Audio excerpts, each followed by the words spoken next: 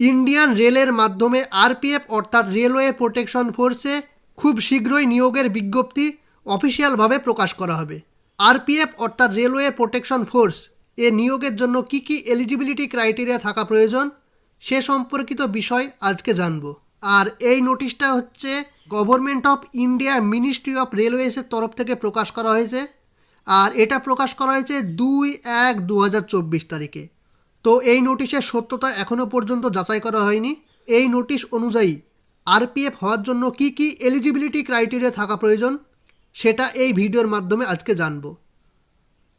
আর এখানে সাবজেক্ট হিসেবে বলা হচ্ছে procedure for recruitment of sub inspector and constables, অর্থাৎ কনস্টেবলস এবং সাব ইন্সপেক্টরের রিক্রুটমেন্ট হতে চলেছে। আর এখানে বলা হচ্ছে ডিটারমিনেশন অফ ভ্যাকান্সিস, অর্থাৎ কত ভ্যাকান্সি রয়েছে সেটা এখানে দেওয়া রয়েছে। 2000টি ভ্যাকান্সি রয়েছে কনস্টেবলের ক্ষেত্রে এবং 250টি ভ্যাকান্সি রয়েছে সাব ইন্সপেক্টরের ক্ষেত্রে, অর্থাৎ ভ্যাকান্সি খুবই কম।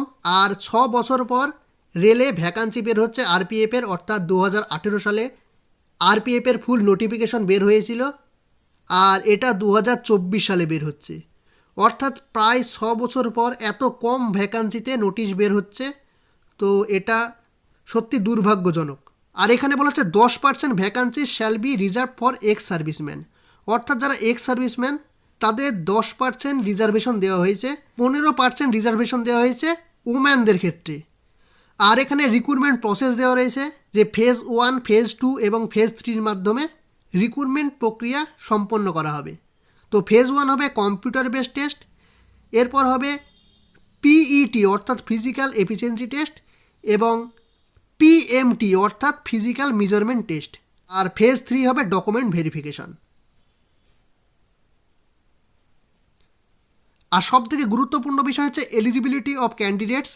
আর ইন্ডিয়ান সিটিজেন হয়ে থাকলে আবেদন করা যাবে।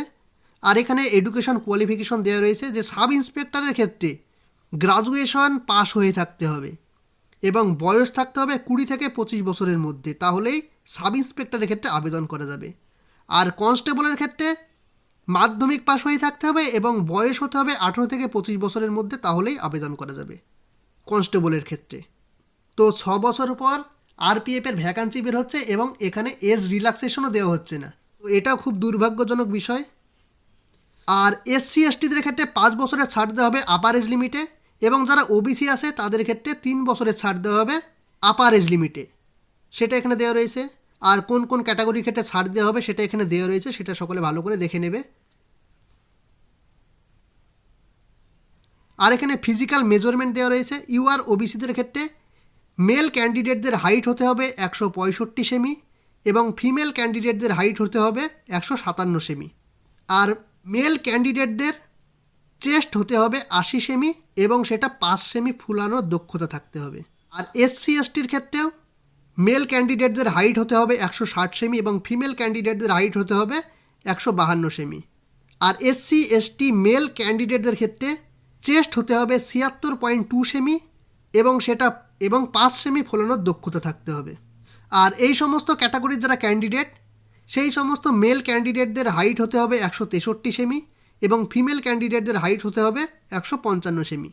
আর মেল ক্যান্ডিডেটদের চেস্ট হতে হবে 80 সেমি এবং 5 সেমি ফোলানোর দক্ষতা থাকতে হবে। আর যে সিবিটি এক্সাম হবে সেখানে কোয়ালিফাইং মার্কস থাকবে 35%। আর এসসি এসটিদের ক্ষেত্রে 30% মার্কস পেলেই তারা কোয়ালিফাই করবে। আর সিবিটি এক্সামের ফুল সিলেবাস এখানে দেওয়া রয়েছে, সেটা সকলে ভালো করে দেখে নেবে। সাব ইন্সপেক্টরের ক্ষেত্রে 90 মিনিটের পরীক্ষা হবে, কোশ্চেন থাকবে 120টা, যেখানে জেনারেল অ্যাওয়ারনেস থাকবে 50টা, আরিথমেটিক থেকে থাকবে 35টা এবং জিআই থেকে থাকবে 35টা। এইভাবে টোটাল 120 নম্বরের কোশ্চেন থাকবে। কনস্টেবলের ক্ষেত্রেও 90 মিনিটের পরীক্ষা হবে এবং 120টা কোশ্চেন থাকবে, যার মধ্যে 50টা থাকবে জেনারেল অ্যাওয়ারনেস থেকে, 35টা থাকবে আরিথমেটিক থেকে এবং 35টা থাকবে জিআই থেকে। আর জেনারেল অ্যাওয়ারনেসের ক্ষেত্রে কোন কোন টপিক থেকে কোশ্চেন থাকবে সেটা এখানে দেওয়া রয়েছে, অর্থাৎ এখানে প্রায় সমস্ত রকম সাবজেক্টই আছে, যেমন history, art and culture, geography, economics, polity, constitution, sports, general science ইত্যাদি। আরিথমেটিক থেকে কোন কোন চ্যাপ্টার থেকে কোশ্চেন থাকবে সেটাও এখানে দেওয়া রয়েছে, সেটা সকলে ভালো করে দেখে নেবে।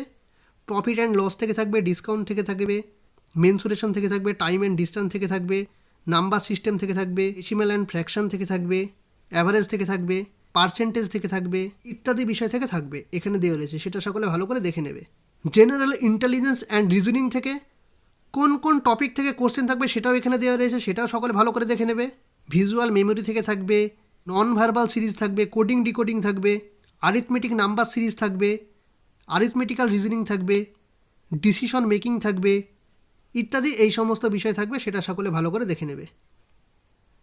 প্রতিটি কোশ্চেনে 1 নাম্বার করে থাকবে, নেগেটিভ মার্কিং থাকছে 1/3, অর্থাৎ 3টে কোশ্চেনের অ্যান্সার ভুল হলে 1 নাম্বার করে কাটা যাবে। আর সিবিটি যে এক্সাম হবে সেই এক্সামের নাম্বারের ওপর ভিত্তি করেই মেরিট লিস্ট তৈরি করা হবে। আর সিবিটি এক্সামের পর পিইটি এবং পিএমটি এক্সাম হবে, এরপর ডকুমেন্ট ভেরিফিকেশন হবে। আর পিইটি এক্সামের কোয়ালিফাইং ক্রাইটেরিয়া দেওয়া রয়েছে। সাব ইন্সপেক্টরের ক্ষেত্রে 6 মিনিট 30 সেকেন্ডে 1600 মিটার রান কমপ্লিট করতে হবে মেল ক্যান্ডিডেটদের ক্ষেত্রে। আর সাব ইন্সপেক্টর মেল ক্যান্ডিডেটদের ক্ষেত্রে 12 ফুট লং জাম্প মারতে হবে এবং হাই জাম্প মারতে হবে 3 ফুট 9 ইঞ্চি। আর যারা সাব ইন্সপেক্টর ফিমেল ক্যান্ডিডেট তাদের 4 মিনিটে 800 মিটার দৌড় কমপ্লিট করতে হবে। আর সাব ইন্সপেক্টর ফিমেল ক্যান্ডিডেটদের লং জাম্প মারতে হবে 9 ফুট এবং হাই জাম্প মারতে হবে 3 ফুট। আর কনস্টেবল মেল ক্যান্ডিডেটদের ক্ষেত্রে 5 মিনিট 45 সেকেন্ডে 1600 মিটার রান কমপ্লিট করতে হবে।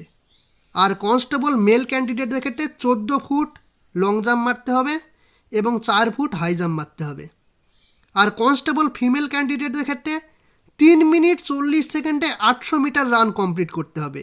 আর কনস্টেবল ফিমেল ক্যান্ডিডেটদের ক্ষেত্রে 9 ফুট লং জাম্প মারতে হবে এবং 3 ফুট হাই জাম্প মারতে হবে, সেটা এখানে দেওয়া রয়েছে। অর্থাৎ এই লিস্টটা সকলে ভালো করে দেখে নেবে।